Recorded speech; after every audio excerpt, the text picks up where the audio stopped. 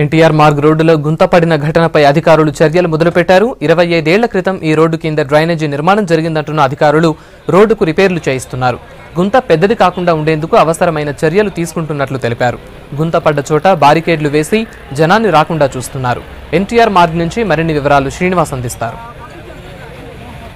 మనం ఎన్టీఆర్ గార్డెన్ వద్ద ఉన్నాం.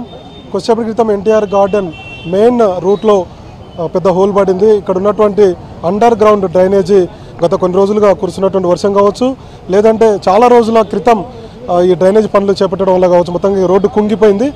ఏదైనప్పటికీ కూడా ఇక్కడ ఉన్నటువంటి ట్రాఫిక్ కానిస్టేబుల్స్ మిగతా కొంతమంది వాహనదారులు గుర్తించి రోడ్డు కుంగిందని చెప్పి జిహెచ్ఎంసీకి సమాచారం ఇచ్చారు. జిహెచ్ఎంసీ అధికారులు కూడా ఇక్కడికి వచ్చి దీన్ని పర్యవేక్షించారు. మొత్తం కూడా కొద్దిసేపటి క్రితమే జేసీబీ తీసుకొచ్చి జేసీబీ ద్వారా దీనికి సంబంధించినటువంటి పనులు వెంటనే చేపట్టాలని చెప్పి నిర్ణయం తీసుకున్నారు. జిహెచ్ఎంసీ కమిషనర్, మేయర్ కూడా వీలైనంత త్వరగా ఈ ప్రక్రియను చేపట్టాలి, పనులు పునరుద్ధరించాలని చెప్పి ఆదేశించారు.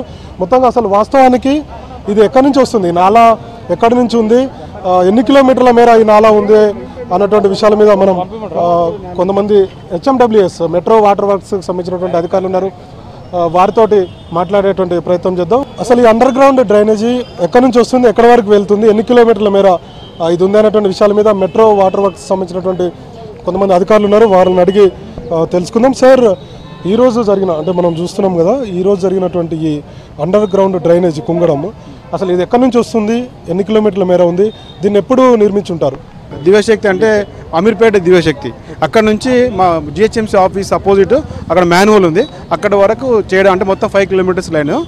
ఇది 1800 mm diameter RCC pipe line. ఈ పైప్ లైన్ గత 23 years back world bank project తీసుకొని చేసిండ్రు. అప్పటి నుంచి ఈ రోజు వరకు మాకు ఎప్పుడు ప్రాబ్లం రాలేదు. ఫస్ట్ టైం ఈరోజు ఇక్కడ ఒక మాన్యువల్ అంటే అనుకోకుండా నైట్లో దీంట్లో పైప్లో డిశ్చార్జ్ ఎక్కువ వచ్చింది, అంటే డిజైన్ డిశ్చార్జ్ కానీ ఎక్కువ వచ్చింది. దాంతో ఏమైందంటే మాన్యువల్ ఎందుకంటే బ్రిక్ తోటి కట్టింది కాబట్టి ఆ మాన్యువల్ డ్యామేజ్ అయిపోయి వాష్ అవుట్ అయిపోయింది.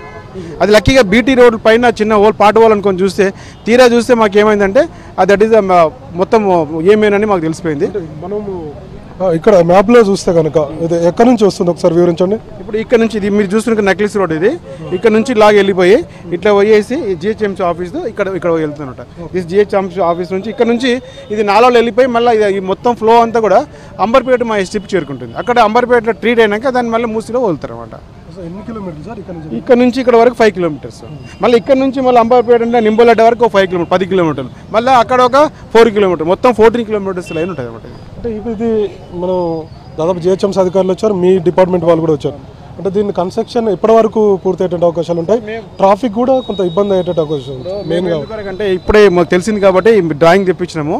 ఇక అప్ స్ట్రీమ్ సైడ్లో ఎన్ని మాన్యువల్స్ ఉన్నాయి, డౌన్ స్ట్రీమ్ సైడ్లో ఎన్ని మాన్యువల్స్ ఉన్నాయి, ఏ కనెక్షన్స్ ఈ లైన్కి ఇచ్చారు అవన్నీ ప్లగ్ చేయాలి. ఆ వాటర్ మొత్తం రాకుండా ప్లగ్ చేయాలి.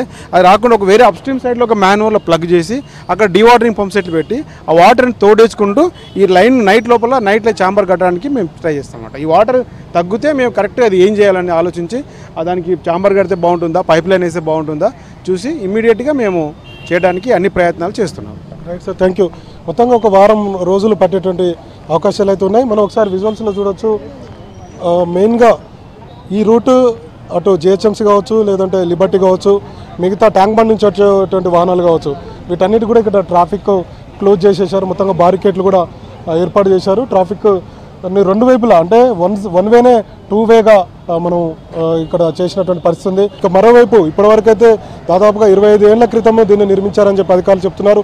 మరి మిగతా చోట్ల కూడా ఇదే విధంగా వర్షాలు కురిస్తే కనుక మరింత కుంగేటువంటి అవకాశాలు అయితే ఉన్నాయి. అది కూడా వాటిని కూడా పరిశీలించాల్సినటువంటి అవసరం ఉంది. కెమెరామెన్ అభిలాష్తో శ్రీనివాస్, V6 న్యూస్, హైదరాబాద్.